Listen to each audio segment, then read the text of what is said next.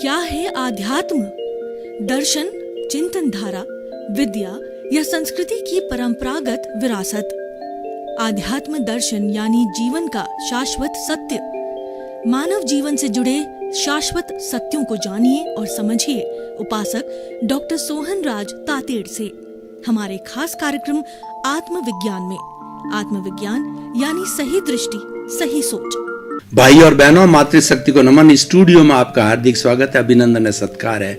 आत्मविज्ञान, science of the soul कार्यक्रम के अंतर्गत हम आपको राइट विजन, राइट थिंकिंग के तहत आपको सकारात्मक सोच देते हैं। आपके अज्ञान को मिटाकर हम ज्ञान देते हैं, और ज्ञान भी कैसा, आत्मज्ञान देते हैं। और आत्मज्ञान कैसा जो आपको मुक्ति की ओर ले जाता है, वही हमारे इस जो आत्मविज्ञान कार्यक्रम का लक्ष्य है कि आप आत्मा की प्राप्ति को प्राप्त करें, आप स्वभाव में रमण करें। ये सारा कार्य हम अलग अलग एपिसोड्स के माध्यम से करते हैं। तो आज का हमारा एपिसोड है मोक्ष मंजिल। बहुत ही सुंदर एपिसोड है। ये हमारा टारगेट है, ये हमारा लक्ष्य है। मोक्ष जो मंजिल है हमारी मंजिल है। इसका हम बहुत सांगोपांग रूप से अध्ययन करेंगे। देखिए, हमारी भारतीय संस्कृति की एक लाइफ स्टाइल है। उस लाइफ स्टाइल में, भारतीय संस्कृति में काम, अर्थ, धर्म और मोक्ष की बात की गई। मैं इसको थोड़ा हाईलाइट करूंगा कि काम जो है व्यक्ति के शरीर की आवश्यकता है। ये हमारा शरीर है, उसमें हम भोजन करते हैं और इसके अंदर भोजन करना जरूरी होता है। शरीर को टिकाए रखने के लिए हमें प्राण शक्ति की आवश्यकता होती है। वो प्राण शक्ति जो हमारे भोजन से, पानी से, अग्नि से और शुद्ध वायु से प्राप्त होती है। इसके द्वारा विटालिटी बनती है, प्राण ऊर्जा बनती है। इसको करण वीर्य कहते हैं। और इससे हमारा मन, वचन, काया रूपी ये शरीर है, ये तीनों बैटरियां चार्ज होती है और हम अपना सारा कार्य जो है व्यवहार जगत का करते हैं। तो ये जो विटालिटी आने के साथ साथ में शरीर के अंदर कामुकता आ जाती है। शरीर के अंदर सप्त धातु पैदा होती है। हम भोजन करते हैं, उस भोजन के पचने के साथ साथ में सबसे पहले रुधिर बनता है, उसके बाद में मांस बनता है, उसके बाद में और थोड़ा गहरा होकर के मेद बनती है, मेन के बाद में मज्जा बनती है और मज्जा फिल्टर होते होते वीर्य बनता है। ये सप्त धातु है। सबसे कीमती चीज वीर्य है और वीर्य से उत्पत्ति होती है और वीर्य के द्वारा ही व्यक्ति में कामुकता होती है। शरीर के आवश्यक यौवन को प्राप्त होता है तो वीर्य ज्यादा सक्रिय रूप से बनता है, उसका प्रोडक्शन बढ़ जाता है। तो ऐसी अवस्था के अंदर, ये काम की अवस्था के लिए हमारे समाज में एक व्यवस्था, शादी ब्याह की व्यवस्था होती है कि बच्चा जब एक लड़की 21 साल की, 18 साल की और लड़का जब 21 साल का हो जाए, उसके बाद में वैधानिक रूप से वो शादी करके और अपना स्वदार संतोष कर सकते हैं और अपने परिवार को बढ़ा सकते हैं। तो वो उसके स्वदार संतोष क्या होता है कि पुरुष सोचता है कि एक स्त्री को छोड़ के जो मेरी पत्नी है, उसके अलावा 7 अरब की जनसंख्या की जितने भी छोटी है मेरे से, वो सब मेरी बहनें हैं, स्त्रियां, और जो मेरे बराबर उम्र की है वो सब मेरी बहनें हैं, और मेरे से उम्र बड़ी की जो महिला है वो सब मेरी माता के समान है, और उससे भी ज़्यादा बड़ी है तो मेरी दादी और नानी के समान है। स्वदार संतोष की जो है हमारे यहाँ पर ये फैमिली सिस्टम में व्यवस्था करी कि एक के साथ संतुष्ट रहे, स्त्री पुरुष के एक के साथ संतुष्ट रहे और पुरुष एक स्त्री के साथ संतुष्ट रहे। तो इसको हम जो हमारे व्यवहार जगत के अंदर ब्रह्मचर्य जो आश्रम है, वो ब्रह्मचर्य जो है अलाउड है गृहस्थी के लिए, स्वदार संतोष का, एक स्त्री एक पुरुष का होना। तो ये तुम्हारा काम। और दूसरा, मैं धीरे धीरे मोक्ष मंजिल तक आ रहा हूं। मुझे जो ऐसा रूट से चलना पड़ेगा, रूट से हम चलते चलते फ्रूट तक आएंगे, तब तक हर स्टेजेस को पार करना पड़ेगा। उसके बाद काम के बाद अर्थ आता है। अर्थ हमारा साधन है, साध्य नहीं है। साध्य तो मोक्ष है। और आज हमारे समाज में विघटन क्यों हो रहा है कि साधन को साध्य मान लिया है। भज कलदारम, भगवान धन को मान लिया है। मैं कह सकता हूं कि अगर कोई मेरे से पूछे कि संसार का भगवान कौन है, तो संसार का भगवान तो पैसा हो सकता है, लेकिन वो साधन है, वो साध्य नहीं है। साध्य हमारा मोक्ष है, भगवान है वो शुद्ध स्वरूप को प्राप्त करना, मुक्ति को प्राप्त करना, वही सच्चा जो है वो हमारा भगवान है और वही सच्ची मोक्ष मंजिल है। उसके हम धीरे धीरे आगे पहुंचेंगे। तो हम बात कर रहे थे कि अर्थ की बात कर रहे थे कि अर्थ से हमारा सारा व्यवहार जगत चलता है। अर्थ से हमको रोटी, कपड़ा, मकान, शिक्षा, चिकित्सा, जो आदमी की मूलभूत आवश्यकता है वो अर्थ के द्वारा प्राप्ति होती है। और अर्थ के विनिमय से हम एक चीज़ खरीद सकते हैं, एक चीज़ दे सकते हैं, ले सकते हैं। पहले बार्टर सिस्टम था। आज से जब पैसे का इन्वेंशन नहीं हुआ था, नोट का, तो उसके पहले बार्टर सिस्टम था। वो सिस्टम क्या था कि अगर आपके पास में बाजरी का प्रोडक्शन है तो बाजरी को बेच करके आपने सब्जी खरीद ली, और आपके पास में कपड़ा है तो कपड़े को आवश्यकता हो तो कपड़े को बेच करके आपने गुड़ खरीद लिया, और आपने घी, तेल वगैरह जो है हमारा मिर्च मसाले खरीद लिए। मतलब एक वस्तु का दूसरी वस्तु से विनिमय करना बार्टर सिस्टम कहलाता। अब तो खैर हमारे पास के अंदर ये जो है नोट के रूप में जो मुद्रा आ गई है, तो ये हमारा सारा अर्थ है। लेकिन अर्थ अनर्थ नहीं बनना चाहिए। आज हो क्या रहा है, अर्थ को अनर्थ बना दिया गया है। मैं आपको एक उदाहरण देना चाहता हूँ। मैं सारी बात क्यों कर रहा हूँ कि धीरे धीरे ये समझा करके आपको मोक्ष तक ले जाऊंगा। और मैं प्रारंभ से ही मोक्ष की बात करता तो आप समझ नहीं पाएंगे, क्योंकि किसी व्यक्ति को स्टडी कराने के लिए सबसे पहले उसको उम्र के अनुसार प्ले ग्रुप से प्राइमरी, फिर सेकेंडरी, फिर उसकी प्राइमरी के बाद मिडल, फिर सेकेंडरी, फिर उसके बाद कॉलेज के बाद के अंदर यूनिवर्सिटी, उस स्तर पर धीरे धीरे चलना होता है। तो हम बात कर रहे थे कि हमारा जो अर्थ का जो आज मैं एक सिनेरियो खींचता हूँ कि आज से 20, 30, 50 साल पहले जाइए और मैं एक सर्कल खींचता हूँ। एक सर्कल का केवल एक वृत्त होता है, तो एक वृत्त का केवल एक सेंटर होता है। तो आज से 30-50 साल पहले उस सेंटर में, आकर्षण का केंद्र जो सेंटर है, उसमें गुण रहते थे, उसमें गुणी रहा करते थे, सदाचारी व्यक्ति रहा करते थे, उनकी प्रतिष्ठा होती थी, उनको पद दिया जाता था और उनको मान्य करती थी सोसाइटी कि ये इनका जो जीवन है ये ग्रहणीय जीवन है, और उनको प्रायोरिटी दी जाती थी। और परिधि के ऊपर दूसरे साधन थे, जिन साधनों की मैं बात कर रहा हूँ, धन है, दौलत है, प्लॉट है, मकान है, ज्वेलरी है, बैंक है, बैलेंस है, जितना भी अर्थ से जुड़ी हुई चीजें सब परिधि में रहती थी। तो इस परिधि अब क्या हुआ कि देखिए अब अनर्थ क्या, मैं अर्थ, ये हमारा एक अर्थ का सही स्ट्रक्चर था। अब मैं अनर्थ कैसे बताना चाहता हूँ कि व्यक्ति को लोभ आया, समय का फेर आया, 5वां आ रहा है, व्यक्ति में लोभ की प्रवृत्ति तो है ही। 9 संज्ञाएं, हर प्राणी के अंदर 9 संज्ञा है। कौन कौन सी 9 संज्ञा है? भय, शोक, एक तो मैथुन, भय, शोक और जुगुप्सा और ओग संज्ञा और लोक संज्ञा, ये हर एक के अंदर है। तो व्यक्ति लोभ की संख्या के वशीभूत होकर बहुत से सारे लोग लोभ में पड़ गए, और जो लोभ में पड़ने कारण जो हमारी परिधि के ऊपर जो साधन था, धन दौलत प्रॉपर्टी थी, उसको तो सेंटर में ले, और बेचारे सदाचारी लोग थे, सादगी वाले जीवन जीने वाले थे और गुणी व्यक्ति थे, उनको पटक दिया परिधि पे, उनकी वैल्यू समाप्त हो गई। और वैल्यू किसकी बढ़ गई? धन की वैल्यू बढ़ गई।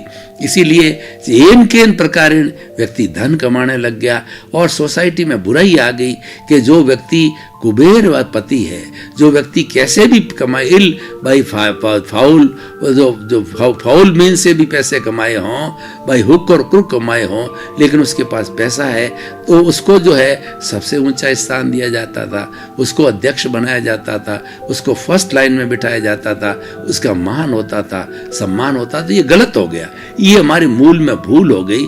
इसी मूल में भूल होने के कारण जो है हमारा सारा वर्तमान सिस्टम, जो पहले बैलेंस सिस्टम था, वो बिगड़ गया, और आज तो बहुत चरम सीमा के ऊपर इसी भूल के कारण बिगड़ गया। क्यों? कि हमने साधन को साध्य मान लिया। पैसा सब कुछ, पैसा कुछ है, पैसा साधन है, पर पैसा सब कुछ नहीं है। सब कुछ है, मानव जीवन है, सब कुछ गुण है, और सब कुछ की बात करूं तो सबसे बड़ा लक्ष्य हमारा मुक्ति का लक्ष्य है। तो हम चले थे काम और अर्थ, ये सारा व्यवहार जगत के अंदर चलता है। मैं धीरे धीरे मुक्ति की ओर ले जा रहा हूँ, तो व्यवहार जगत के अंदर ये सब होता है और ये तो जन्म जन्मांतर से चला आ रहा है। तो अब हमें धीरे धीरे मुक्ति की ओर जाना, तो हम धर्म का साधन लेते हैं। धर्म का क्या है? आत्मशुद्धि साधनम धर्म। हम अपने स्वभाव रमण के लिए धर्म का सहारा लेते हैं और स्वभाव में जाकर के जो है मुक्ति की बात करते हैं। तो ये हमारा जो धर्म है, धर्म की अपने आप में बहुत बड़ी परिभाषा हो सकती है। धम्मो मंगल मुक्ति टंग अहिंसा संयमो तमो। धर्म एक उत्कृष्ट मंगल है। कौन सा उत्कृष्ट मंगल का धर्म? जिसमें अहिंसा हो, जिसमें संयम हो और जिसमें तप हो। जो संयम का अर्थ होता है सर्वभूतेषु संयम अहिंसा, प्राणी मात्र के प्रति जो है करुणा की भावना रखना, उनका जो है वो किसी तरह को परेशान न करना, ये सारी अहिंसा की बात आती थी। और इस तरीके से जो है हमारा ये सारा जो है वो धर्म का कार्य चलता था। अहिंसा संयम और तप जो है एक शोधन की प्रक्रिया है, अपने दोषों को धोने की प्रक्रिया है, अपने द्वारा की गई भूलों को धोने की समस्या है। उसके लिए सामायिक आलोचना, प्रतिक्रमण, प्रत्याख्यान का विधान किया गया। तो इसलिए हमारा ये जो है धर्म हुआ। अब हम मोक्ष की बात करते हैं। मोक्ष का अर्थ होता है मुक्ति को प्राप्त करना। हम मुक्ति को कैसे प्राप्त करें? मुक्ति में अवरोधक क्या है? देखिए, हमारा ये जो शरीर है, इस शरीर जो बना है वो शरीर दो चीजों से बना है। एक तो इसके अंदर आत्मा की एविडेंस है, आत्मा की हाजिरी है, तब ये शरीर बोलता है, ये शरीर चिंतन करता है और ये शरीर मन वचन काया रूपी तीनों बैटरियां हैं, सबका संचालन होता है और सारी प्रवृत्तियां करता है जगत की।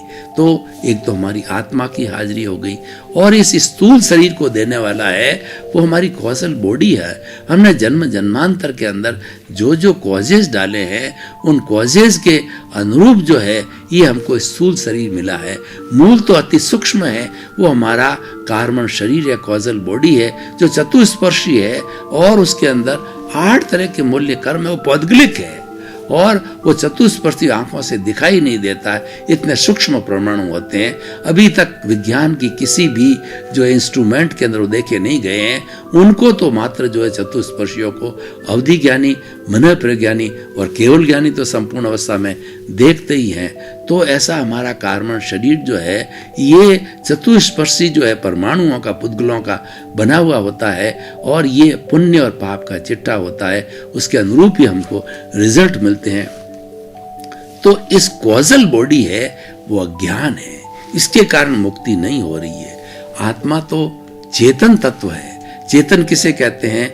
जो कि जिसमें असंख्य परमाणुओं के पिंड को हम चेतना कहते हैं। चेतना के अंदर जो है ग्रोथ होती है, प्रजनन होता है और चेतना में प्रतीति होती है, सुख दुख की अनुभूति होती है, प्लेजर्स का पता पड़ता है, अनुभव होता है। वो सारी चेतना के 9 कैरेक्टरिस्टिक है जिसको विज्ञान भी उससे सहमत है और विज्ञान ने भी इस कारण जो है वो चेतना आत्मा तत्वों को भली मत माने, लेकिन कॉन्शियसनेस को कहा है तो कॉन्शियसनेस कहिए, आत्मा कहिए, उसके 23 नाम है। कुछ किसी भी नाम से पुकारा, भाव एक ही हमारा आत्म पक्ष का भाव है। और दूसरा ये जो शरीर है ये जड़ है, ये वर्ण गंध रस स्पर्श वाला है और ये गलन मिलन धर्मा है। ये पैदा होता है, फिर जो है ये बूढ़ा होता है और फिर ये चला जाता है, फिर नया जो है जन्म के अंदर नया शरीर धारण करते हैं। तो ये तो हमारा जन्म जन्मांतर का चलता ही रहता है। प्रश्न ये है कि हम क्या चाहते हैं, हमारी मंजिल क्या है। ये मंजिल की बातें मनुष्य जीवन में ही की जाती है। पशु पक्षी अपनी मंजिल को नहीं समझता, क्योंकि पशु पक्षियों के पास में डेवलप्ड बुद्धि नहीं है, मन नहीं है, चित्त नहीं है और साथ साथ के अंदर उनका जो है सारा अवचेतन मन भी और चेतन मन भी इतना डेवलप्ड नहीं, वो इतनी बात कर नहीं सकता, समझ नहीं सकता है, उसके समझ के परे है, उसमें विवेक नहीं है। तो केवल ये मनुष्य में ही है। तो मनुष्य के अंदर जो है ही इन चीज़ों को प्राप्त कर सकता है, वही अपनी मंजिल बना सकता है। तो हमारी भारतीय संस्कृति ने जो मंजिल बनाई है, हमारा गंतव्य बनाया है प्राणी मात्र का, वो मुक्ति का है कि what is the ultimate goal, what is the sanatan sukh, what is the शाश्वत सत्य क्या है, वो सनातन सत्य क्या है और सनातन सुख क्या है, वो है मोक्ष। क्योंकि मोक्ष ऐसी जगह है, मुक्ति ऐसी अवस्था है जिसमें हम अपने स्वभाव में रमण करते हैं। और स्वभाव क्या है? वह अशरीरी है। जो शुद्ध मूल आत्मा है वह अशरीरी है, वह अनंत ज्ञान वाला है, वह अनंत दर्शन वाला है, अनंत शक्ति वाला है, अनंत सुख का धाम है। और उसके साथ साथ के अंदर वह जो है वो किसी अव्याबाद है, वो टंकोत्कीर्ण है, वह किसी को कष्ट देने वाला नहीं है। तो इस तरीके से हमारे स्वभाव में जो रमण करना है, और जब डिटैच हो जाता शरीर, ये कॉजल बॉडी सारी समाप्त होकर के जीरो हो जाती है। ये जो सामायिक आलोचना प्रतिक्रमण प्रत्याख्यान के द्वारा ये जीरो हो जाती है, तो जीरो होने के बाद के अंदर ये मुक्ति की अवस्था आती है। और मोक्ष जो है सिद्धशीला है। जो हमने पहले पिछले अध्याय के अंदर, पिछले एपिसोड के अंदर हमने ये बात की कि 3 तरह के लोग होते हैं। हमारे मनुष्य का शरीर ये पूरा एक लोक के स्वरूप है। हमारी अधोगति कमर के नीचे की होती है, अधोगति नार की होती है। और मध्य लोक होता है, वो हमारा पेट और जो शरीर का मध्य भाग होता है, वो हमारा जो वर्तमान का लोक है, मध्य लोक है, जिसके अंदर की तिर्यंज गति और मनुष्य गति वाले हैं। और इसके ऊपर का होता है देव गति वाले होते हैं। और जो शास्त्र सार है वो सिद्धशीला है। उसके अंदर ऐसी सारी मुक्त आत्माएं जाकर के और वो सिद्ध बुद्ध मुक्त बन जाती है और अशरीरी हो जाती है। और उसको अनंत ज्ञान, अनंत शक्ति, अनंत सुख का धाम हो जाती है। हमारे जीवन के अंदर ये सुख दुख की अनुभूतियां आती रहे, जाती रहे, तो हम दुखी हो जाते हैं। इस कारण चाहते हैं कि हमको तो ऐसा परमानेंट सुख मिले कि वापस दुख मिले ही नहीं। क्योंकि वर्तमान जीवन के अंदर तो हमारा सब संजोगों का संसार है और हर संयोग के साथ में वियोग जुड़ा हुआ है। आज हम किसी के परिवार के साथ जुड़े हुए हैं, तो एक हमारा आयुष्य का, कर्म का, जन्म का समय आता है कि हम उनको छोड़ के चले जाते हैं, या हमारा प्रिय व्यक्ति कोई हमको छोड़ के चला जाएगा। ये निश्चित है, जो आया है वह जाएगा। कोई भी इस दुनिया में जीवित प्राणी अमर नहीं है। और जो नेचर, कुदरत का कानून और कुदरत की रचना ने किसी व्यक्ति को अमर नहीं बनाया है, वो तो मुक्ति की बात करता है। कुदरत कहती है कि आप अमर बनना चाहते हो तो मुक्ति की, अशरीर की शैलेसी जो 14वां गुण स्थान है उसको प्राप्त करो। उसको प्राप्त करने की पूरी विधि बताइए। और वो मुक्ति की अवस्था को मनुष्य ही जा सकता है, ऐसा दूसरा प्राणी कोई नहीं जा सकता। क्योंकि मनुष्य के पास के अंदर सारी जो है सब चीज़ डेवलप्ड होती है।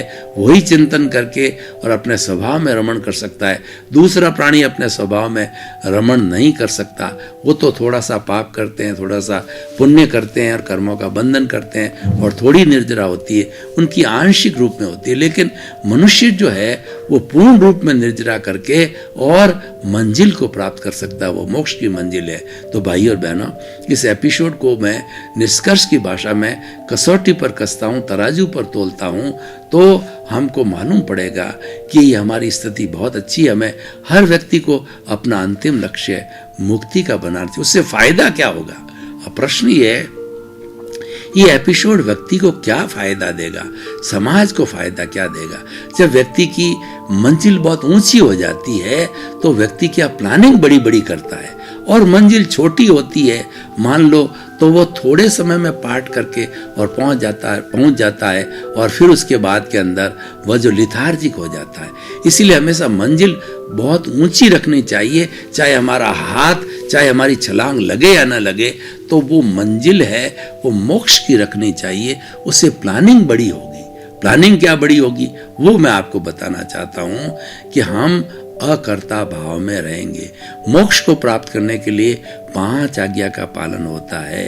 5 आज्ञा भगवान महावीर है, 5 आज्ञा 24 तीर्थंकर है, 5 आज्ञा मोक्ष है और 5 आज्ञा सिमंदर स्वामी है। इसका पालन करना के लिए मनुष्य अपनी एक लक्ष्य बना देगा और एक जागृति करेगा, उसके अंदर ही रहेगा। क्योंकि ये स्वभाव में रमण करती है। जब कोई भी ज्ञानी पुरुष हमको ज्ञान देता है तो उसकी कृपा से क्या होता है कि हमारा क्रोध, मान, माया रूपी जो हमारा जहर है, वो ज्ञानी पुरुष वो सर्जरी करने वाला सर्जन होता है, तो वो अपनी कृपा से जो है उसको हटा देता है और हटा करके जो है हमको पुरुष बना देता है। यानी कि हमारे जब राग द्वेष को हटा दिया तो हमारी केवल डिस्चार्ज आत्मा ही रहेगी। जन्म जन्मांतर से हमारे कर्म जो इकट्ठे हुए हैं वो केवल उसका डिस्चार्ज चलता रहेगा, लेकिन जो चार्जिंग पॉइंट जो हमारा कषाय था, क्रोध था, उसको वो विलीन कर देता है, उसको फेंक देता है। तो ये बहुत बड़ी उपलब्धि होती है और ऐसा व्यक्ति मंजिल तक पहुंचता है, क्योंकि जो ज्ञानी पुरुष होता है वह हमें ये प्रतीति करा देता है, हमारे अनुभव में ये बात बिठा देता है कि तुम तो शुद्ध आत्मा हो और तुम पुरुष हो, उसी का इसका ही पुरुषार्थ करते रहो, अपने स्वभाव में रमण करो। तो ये प्रतीति करा देता है और साथ साथ के अंदर लगभग 15% जो है हमको जागृति दे देता है। ज्ञान के साथ साथ में तीनों चीजें वो पूर्ति करके देता है, प्रतीति, जागृति जिसको हम लक्ष्य कह सकते हैं, और तीसरा अनुभव। क्योंकि अनुभव जैसे जैसे बढ़ेगा और 100% अनुभव अवस्था में आ जाएगा, तो 100% आवड़ने के बाद में पहले केवल दर्शन होता है, फिर केवल ज्ञान होता है, और केवल ज्ञान के बाद में उसी जन्म के अंदर वह जीव सिद्ध बुद्ध मुक्त मोक्ष मंजिल तक पहुंच जाता है। तो मोक्ष तक मंजिल तक पहुंचने के लिए हमें इनका सहारा लेना चाहिए और इनका अभ्यास रोज करना चाहिए। इनको मैं थोड़ा खोल के बता देता हूं कि पहली आज्ञा ये कहती है कि रिलेटिव 84 लाख जीवा योनि के प्राणी जो शरीरधारी है उनको नामधारी, देहधारी, पैकिंग रूप के अंदर समझना कि ये शरीरधारी है और ये नाशवान, ये शरीर जड़ है। और दूसरा रियल होता है उसी सभी जो पैकिंग के अंदर जो है नामधारी, देहधारी के अंदर जो विराजमान है वो शुद्ध आत्मा है। और उसके लिए हमको खास तौर से करना है कि जो उसके अंदर जो विराजमान शुद्ध आत्मा है वो सबका एक सा है। भगवान महावीर का है, राम का है, कृष्ण का, आपका और मेरा है। वो शुद्ध आत्मा मूल स्वरूप में कोई अंतर नहीं है, सारा अंतर रिलेटिव के कारण है। और रिलेटिव अपने अपने कर्मों के भुगतान के अनुरूप है, क्योंकि रिलेटिव जो शरीर है वो मिलता ही है पूर्व जन्म के कर्मों के भुगतान के लिए। उसके अंदर ही पूरी वो नरक गति, तिर्यंच गति, मनुष्य गति, देव गति के अंदर जन्म लेता है। पर इन गतियों के चक्कर को छोड़ के 84 लाख जीवा योनियों को छोड़ के हम मोक्ष मंजिल की बात कर रहे हैं, तो हमें अपनी जागृति को बढ़ाना है। तो ये हो गया सारा रियल। और थर्ड हो गया कि कर्ता व्यवस्थित शक्ति है, जो सबसे बड़ा ये हमारी जो कुदरत है और कुदरती रचना है और कुदरत का कानून है, वो ये स्पष्ट कहती है कि मैं 84 लाख जीवा योनि का भरण पोषण करती हूँ। उनके जैसा उपादान है, जैसा उन्होंने कॉजेस डाले हैं, उसके अनुरूप जो है मैं साधन जुटाती हूँ। लेकिन मैंने किसी को भी कर्ता बनने की न तो किसी को परमिशन दी है, न अथॉरिटी दी है। अगर वह अपने आप को कर्ता मानता है या दूसरे अन्य को भी कर्ता मानता है, तो उसका ज्ञान है। उसका ज्ञान का परिणाम ये होगा कि बार बार उसके कॉजेज पड़ेंगे और बार बार कॉजेज बॉडी बनेगी और बार बार वो जन्म धारण करेगा। वही दुख का कारण है। इसलिए दुख का कारण है वो अज्ञान माना गया है, और सुख का कारण उसका निराकरण करने को ज्ञान माना गया है। तो इस तरीके से मोक्ष मंजिल को प्राप्त करने के लिए ये तीन आ गया कि कर्ता तो व्यवस्थित शक्ति है, सर्कमस्टांशियल जो है वो एविडेंसेज है, वो साइंटिफिक सर्कमस्टांशियल एविडेंस है, वो कुदरत है, वो कुदरत की रचना है।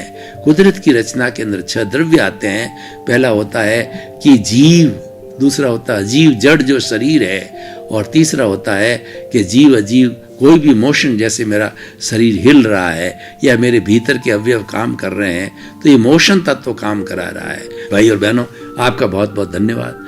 आप पुनरुत्थान, आप ये जो कार्यक्रम हमारा जो आत्मविज्ञान कार्यक्रम है वो बराबर देख रहे हो, और देखते रहना चाहिए, क्योंकि ये सही दृष्टि देता है और आपके भीतर सही ज्ञान को पैदा करते हैं, और आपने मोक्ष मंजिल को प्राप्त कर सकते हो। इस हिसाब से डिजाइन किया गया है।